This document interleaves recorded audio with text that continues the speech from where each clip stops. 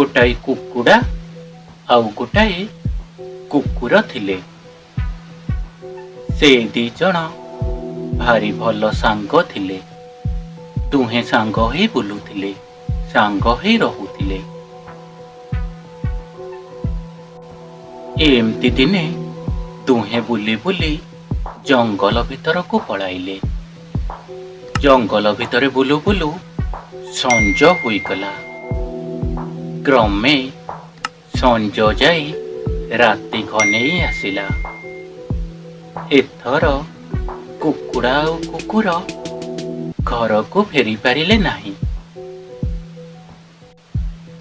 ସେହି ଜଙ୍ଗଲରେ ଅନେକ ଗୁଡ଼ିଏ ହିଂସ୍ର ଜନ୍ତୁ ରହୁଥିଲେ। କୁକୁଡ଼ା ଆଉ କୁକୁର ଏଥର ଭାବିବାକୁ ଲାଗିଲେ, ତାଙ୍କ ପାଇଁ ରାତିଟା ବହୁତ ବିପଦ ଅଛି। ଏଥର ଦୁହେଁ ଭଗବାନଙ୍କୁ ଡାକି ଜଙ୍ଗଲରେ କେମିତି ରାତିଟା କାଟିବେ ସେଇ କଥା ବିଚାରିଲେ। ଏହାପରେ ମନରେ ସାହସ ସଞ୍ଚି କୁକୁର କହିଲା, ବନ୍ଧୁ, ତୁମେ ଗୋଟାଏ କାମ କର, ଉଡ଼ି ଯାଇ ଏ ଗଛ ଉପରେ ବସ। ମୁଁ ଏଇ ଗଛ ତଳେ ଜଗୁଛି। ଆମେ ଦି ଜଣ ଭଗବାନଙ୍କୁ ଡାକି ରାତିଟା ଏଇଠି କାଟିଦବା। ସକାଳ ହେଲେ ଦୁହେଁ ଆମ ଘରକୁ ଫେରିଯିବା।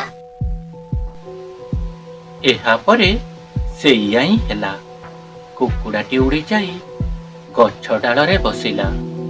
କୁକୁରଟି ଗଛ ତଳେ ଜଗି ରହିଲା। ଏମିତି ଭାବରେ ରାତିଟି ବିତିଗଲା। କ୍ରମେ ରାତି ଯାଇ ସକାଳ ଆସି ପହଞ୍ଚିଲା। କୁକୁଡ଼ାଟି ଏଥର ତାର ଅଭ୍ୟାସଗତ କାରଣ ପାଇଁ କୁକୁରକୁ ରାବ ଦେଲା। କୁକୁଡ଼ାଟିର କୁକୁଡ଼କୁ ରାବ ଜଙ୍ଗଲ ସାରା ଖେଳିଗଲା। ଗୋଟାଏ ବିଲୁଆର କାନରେ କୁକୁଡ଼କୁ ଶବ୍ଦ ଯାଇ ବାଜିଲା। ବିଲୁଆଟି ଭାବିଲା, ସକାଳୁ ସକାଳୁ ଜଙ୍ଗଲ ଭିତରେ ଆଜି ମୋତେ ବଢ଼ିଆ ଖାଦ୍ୟଟାଏ ମିଳିଯିବ। ଏହା ବିଚାରି ଶବ୍ଦ ଆସିଥିବା ସ୍ଥାନକୁ ବିଲୁଆଟି ଆସି ପହଞ୍ଚିଗଲା। ସେଠାରେ ପହଞ୍ଚି ବିଲୁଆଟି ଦେଖିଲା ଗଛ ଡାଳରେ କୁକୁଡ଼ାଟାଏ ବସିଛି। କେମିତି କୁକୁଡ଼ାକୁ ଖାଇବ ବିଲୁଆଟି ସେଇ କଥା ଭାବିବାକୁ ଲାଗିଲା।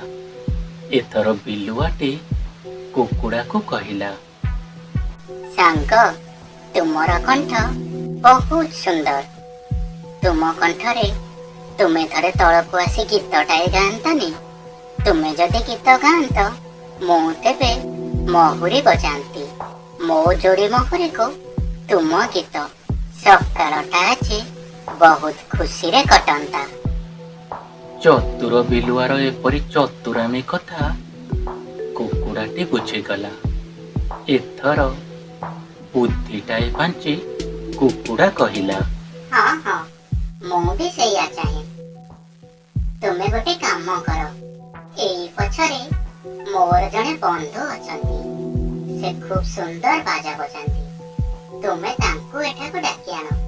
ସେ ବାଜା ବଜାଇବେ, ତୁମେ ମହୁରୀ ଆଉ ମୁଁ ଗୀତ ଗାଇବି। କୁକୁଡ଼ା ମୁହଁରୁ ଏତକ ଶୁଣି ବିଲୁଆ ଯେମିତି ପଛକୁ ବୁଲି ଚାହିଁଛି, ସେ ଦେଖିବାକୁ ପାଇଲା କୁକୁରଟାଏ ତା ଆଡ଼କୁ ଆଁ କରି ଚାହିଁଛି। କୁକୁରକୁ ଦେଖି ଡରରେ ବିଲୁଆ ଏକେବାର ଛାନିଆ।